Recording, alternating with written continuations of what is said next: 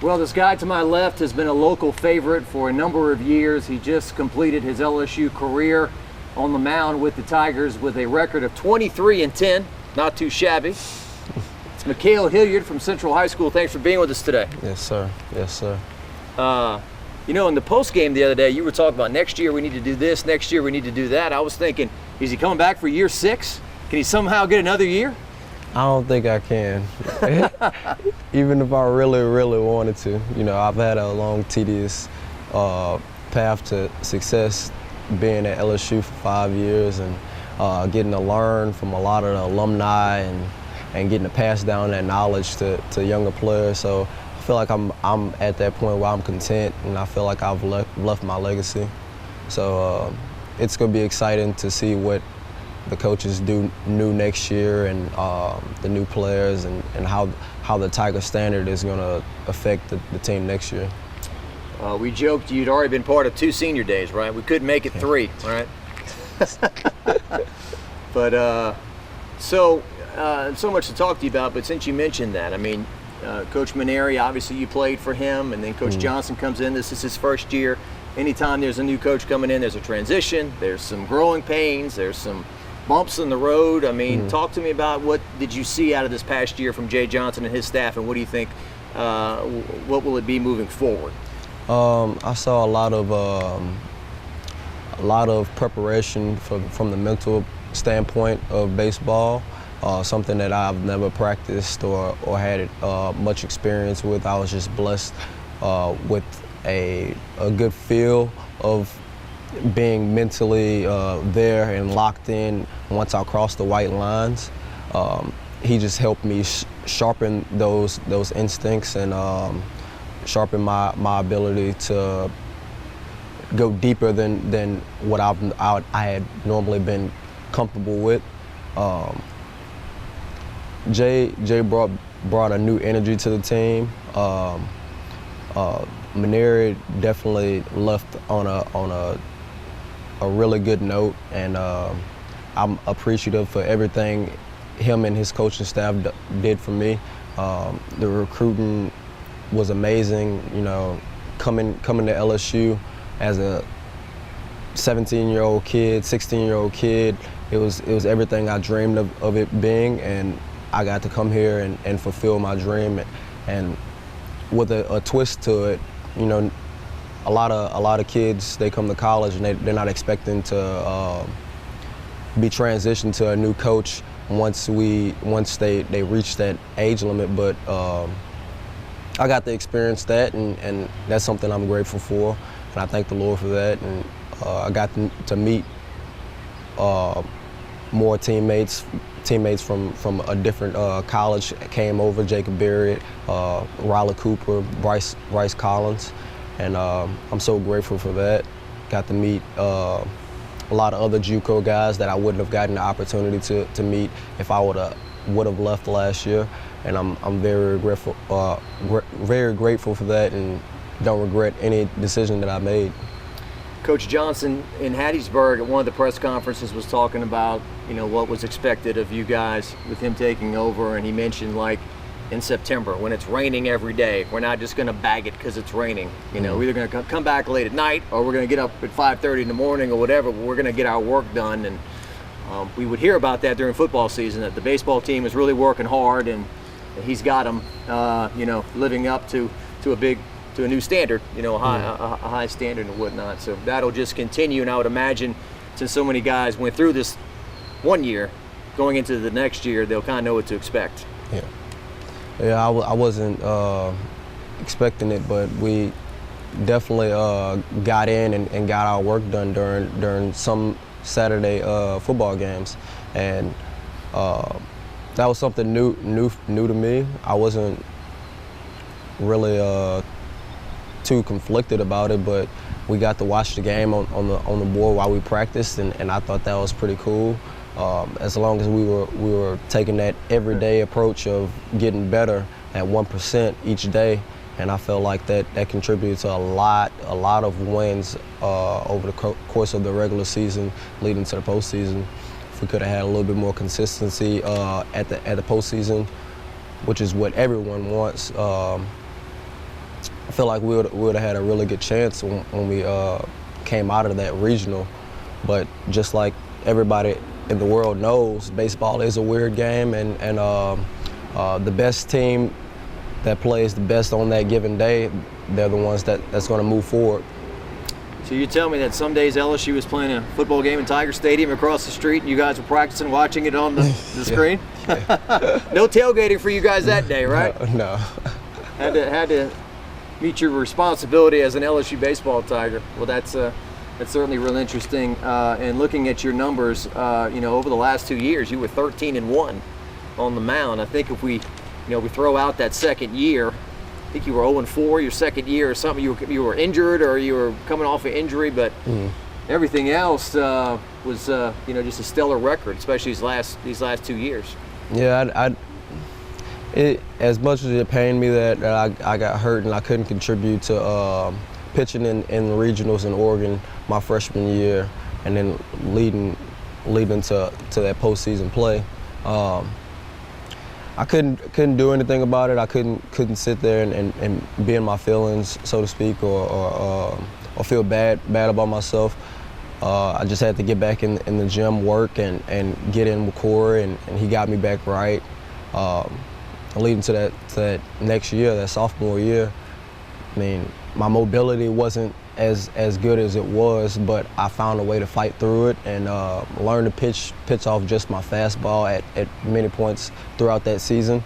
I didn't have my secondary stuff, so I had to figure it out, and I felt like that led into a deeper understanding of who I am as a pitcher. So learn to pitch with just my fastball, and that had many benefits in the future. Yeah.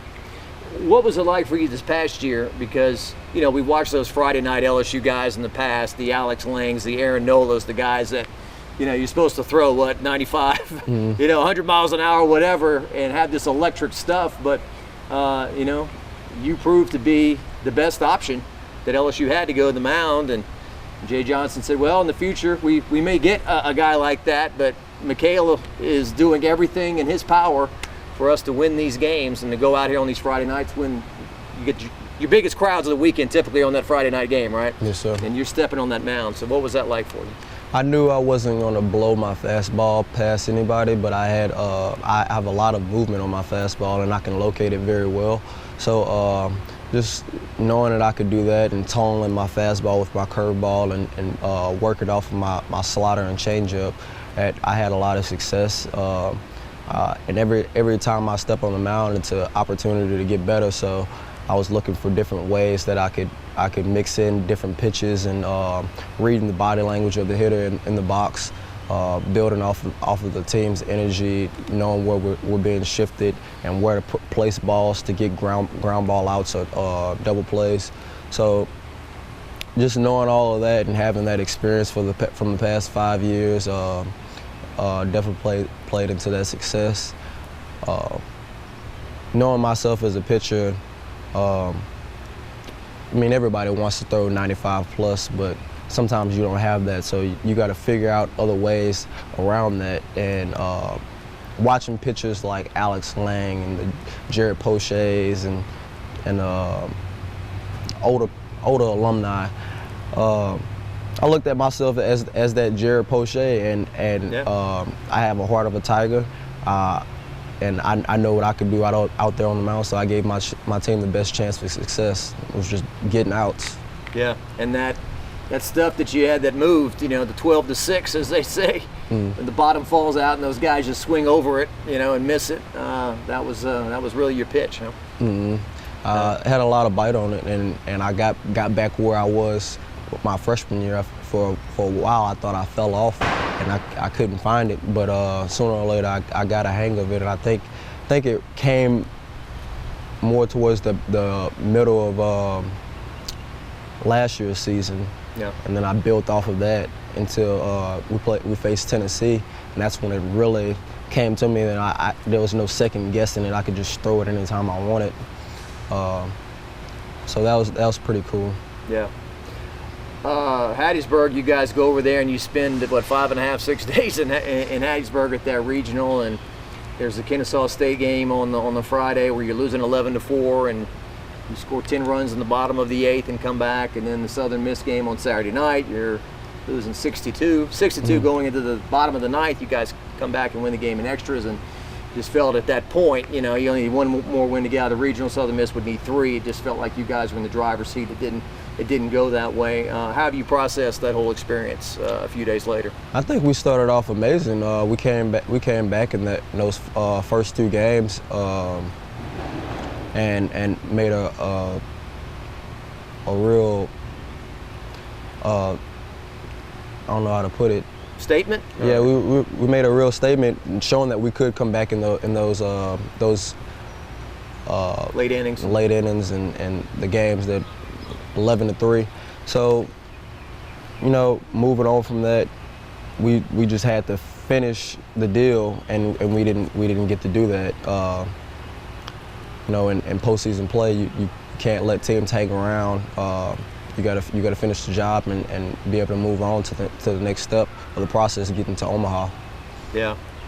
And you had said, look, I think somebody had asked you before the tournament started, do you feel like you've exceeded your expectations in terms of the amount that you pitched, being the Friday night starter, the first starter on this team? You said, well, one thing I hadn't done is gone to Omaha. And unfortunately, you weren't able to go to Omaha. How do you process that as well?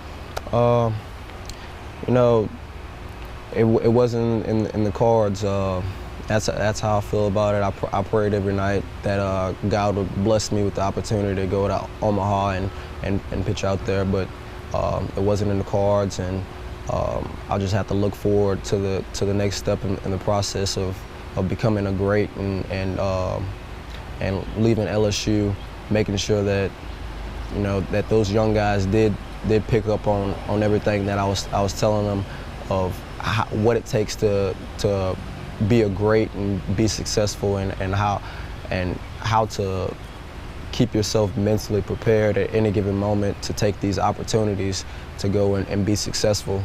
So that was probably a big key part in what I wanted to do, and what my expectations were, not only to go to Omaha, but make sure that these guys that I'm leaving and they're coming back, they keep that same mental for next year to build on and keep passing it down the line.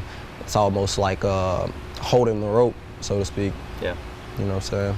Yeah, well, it's what you signed up for here, but certainly, there's such a high expectation here. I mean, your team meeting room, it says it in big letters, Omaha, right above. It's got a map from Baton Rouge up to Omaha, and it shows the path, and you see that stuff every day. You see the Intimidator out there in right field with the national championships, and if you would have won, you would have reached the Super Regional for the 3rd straight year in a row, which is the Sweet 16 of college baseball. Not too shabby. Last year you guys struggled for a long time, got hot at the end, and made a Super Regional and lost to Tennessee. So obviously you guys did the best you could. And LSU hadn't been to Omaha since 2017 when they lost the National Championship Series to Florida. So hopefully that changes in the near future. And a year from now, this park won't be silent. There'll be a Super Regional here, right? It's going to be electric. The atmosphere is going to be amazing. And I can feel it. What's the best moment you had here? Do you remember a moment where you had a strikeout and you got out of a jam and this place was on fire and you couldn't hear yourself think? Or we've had many great moments. And they're spread out sporadically throughout the past 5 years, but definitely in Tennessee, my dad was there, so it meant a whole lot more. Seeing him in the crowd with my mom, and they're cheering in Knoxville, but definitely second under that. There was a game here, Ole Miss. That was my freshman year.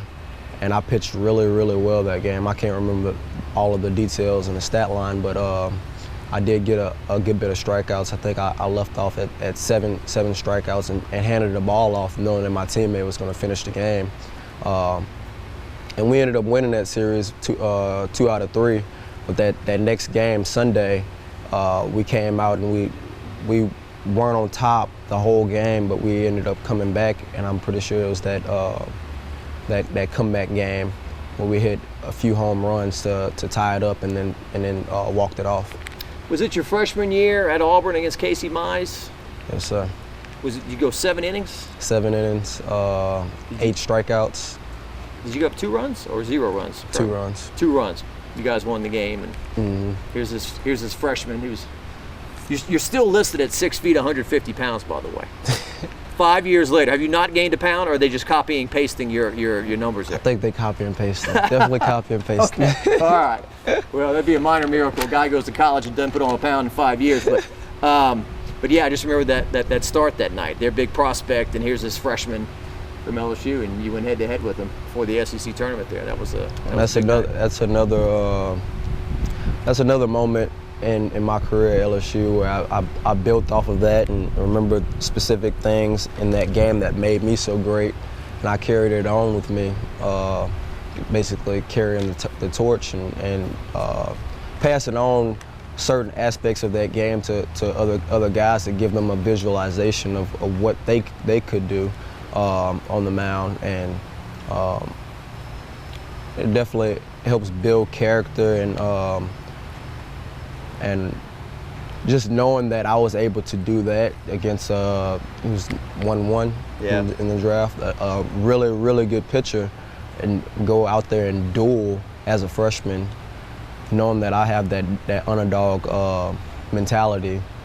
It was very cool and gave me comfort, so to speak, when I'm on the mound and pitching against the Arkansas and the Vanderbilts and Ole Miss.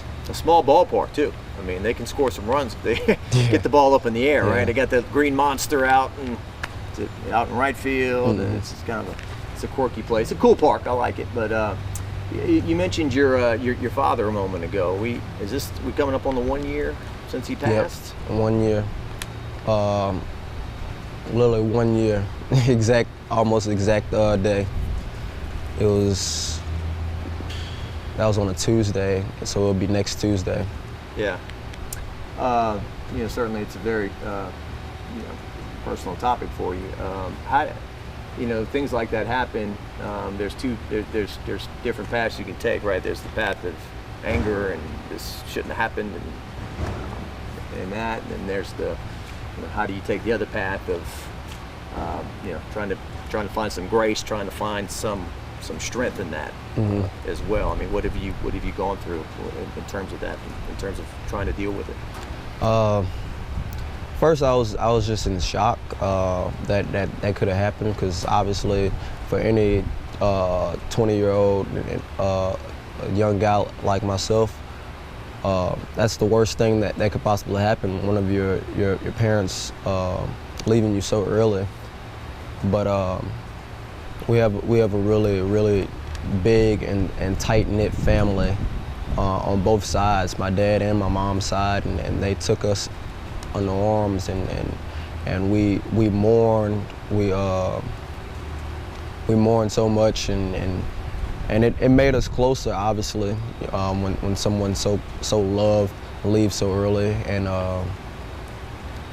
we just made sure that anything that we needed, we got, and anytime that we needed someone to talk to or cry to or hug, that they were there. So that was the most important thing, is having my family there close to me. But on the other hand, I do play baseball for a Division I college, and being here at LSU, everybody's like family. So everybody sent their condolences and made sure that I was okay mentally before I was able to go out on the field and compete. And obviously, you see how that affected my last year. I had a lot of success. I had guys that I could lean on. At one point in the fall, I wasn't staying in Baton Rouge. I was actually still living with my mom in Central, making sure that she was okay. And once that time came around where I had to leave the nest and come back over here, she was a little bit upset, but she took it very well. She had other family members that was able to go there and check up on her when I had 6 in the morning workouts and the late practices where I couldn't come back and be with her. So just having this close-knit family and loving, joyful family of LSU and my actual blood relatives, y'all all kept me, in a really good mental standpoint, and made sure that I was okay to go out there and produce for the Tigers. Yeah, I know a lot of your teammates were happy when it was announced you were coming back, because they wanted to love on you and have you as a teammate and a brother again on the team for another season. I think they felt that hopefully they could have helped you through the process. And they definitely did. They definitely did. And God bless your sweet mom. I mean, I remember, interviewing her at the SEC tournament in Hoover. I guess you were a freshman and you were coming off that Casey Mize start. Maybe you were going to be pitching again for LSU in that series, and just she's always been the most enthusiastic in the stands with her Tiger sign and jumping up and down and being part of that. Just as she was in Hattiesburg this past weekend with all those LSU fans. So hopefully, her coming to the games and everything this year was positive to her also. That was everything I could have wished for, just having my mom in the stands. I knew my dad wouldn't be able to make it, but I know that he was up in the clouds watching down on me. He's very proud of what I've done and the legacy I've left at LSU. Well said. I'm just looking too at all the people you've pitched with over the years. I've gone through the rosters, Zach Hess, A.J. Levis, Matthew Beck, Nick Bush. I was talking to a Major League scout about Nick Bush. He was bringing him up about how talented he is. The great Todd Peterson, Eric Walker, Landon Morso, Cole Henry, Nick Storrs now on the football team, Jaden Hill, who had the electric stuff, just had the injuries, and Devin Fontenot. You and Devin are kind of, y'all both been here, I guess, 5 years, together. 5 years. Both announced at this time last summer you were coming back, I guess, or around this time, a month or two later. But what can you say about all the guys that that you were down there in that corner with, huh? You had the corner here at Alec Box. So I'm very appreciative for being able to pitch with those guys. We shared a lot of great memories. These are guys that I've been in the trenches with, have shed blood and tears with, sweat, just working our butts off to be something great. And a lot of those names on that list have made it to that next level. Hopefully me, Devin, and Trent Vittmeyer are able to get the opportunity to go to that next level. But if not, we know that other than baseball, that we're going to be successful, and we're going to be baseball has taught us a lot of valuable life lessons that we can take into the real world. So I'm just very appreciative to learn a lot of things from those guys, especially Zach Hess. He's been like a big brother to me. One of the names that weren't on the list is Austin Bain. Austin, I still keep in contact with all those guys. Sorry, Austin, I should have had you. My bad. For sure. I was thinking of him as a hitter. That's why I didn't have him on the list. Here to Austin Bain. Yeah. Yeah. But yeah, Austin and Hess are definitely like big brothers to me. And I actually talked to Hess before that last start, and he told me just lay it on the line, man. That's all you can do as a Tiger. You just give it all you got and pass it on to the next guy. And that's what I did. So yeah, just very appreciative to have shared the field with a great group of guys. You know what I'm saying? And been in tough situations, tough spots, and be able to work in the weight room almost every day with those guys. And I should also mention Trent Vittmeyer, who, we posted a video of him and Jacob Hasty hugging after the loss the other day, and so many people, so many of your teammates won't find a better teammate, won't find a better guy. He wasn't an All-American or anything, but he was a consistent force on this team, a consistent teammate, and somebody who's obviously going to be missed. Mm-hmm. He's definitely going to be missed. I was talking to him yesterday. Actually, he said that he's going to be leaving sometime soon to go off and start his construction work. Oh, okay. He said he was gonna no minor leagues for him, huh? he said he's going to start his construction work, but that's a great guy, genuine guy. You'll never find anybody like that. He's there at the drop of a dime whenever you need him. Just like he carried over that mindset of Matthew Beck last year. Everybody said that Matthew Beck was the best teammate that you could find, and I truly believe that too. So just seeing how that knowledge and characteristics passed down throughout the years, this is something that you want to keep doing to keep that LSU pride and bleed purple and gold pride, moving down the line. And he's a genuine guy. Definitely gonna miss him, and we'll keep in contact. So certainly at least one moment I want to go over with you, because like football, I can remember all the games in my head because they don't play that many and they're all so meaningful. And baseball, you guys played 62 games this year, so it's kind of hard. You play a midweek game, sometimes you forget about it as soon as it's over with. But on May the 24th, 2018, in Hoover, Alabama, LSU sophomore right-hander Todd Peterson earned his first win of the season Thursday with 5 courageous relief innings, and he helped his own cause with a 2-run double in his first collegiate at-bat as the Tigers posted a thrilling 6-4 12-inning win over South Carolina in the SEC tournament. So I'm standing down there on the field watching this, and I was like, I'm never going to forget this. Where were you? You were standing in the dugout watching, or what? I ran out of the dugout screaming at the top of the lungs. I'm pretty sure I lost my voice after that game because it was such a that was a very, very fun part of my life. A very fun game. That's something that I'll never forget either. When Todd put the batting helmet on, the helmet on and put the gloves on, everybody just looks down to the end of the dugout and there's like, no way this is about to happen. And when he actually went out there and took that first hack, I was like, he's going for it. He's going for it, and he hit it. Everybody just erupted. The whole crowd, everybody just erupted, and it was a great time. It almost went out of the park. It hit the top of the wall, didn't it? Yeah. I was asking, what are the odds of this happening? A pitcher who's never stepped in a competitive college baseball game trying to bat in front of 9,000 people, whatever it was, and he does this. It's almost like your odds of winning the lottery are better than that.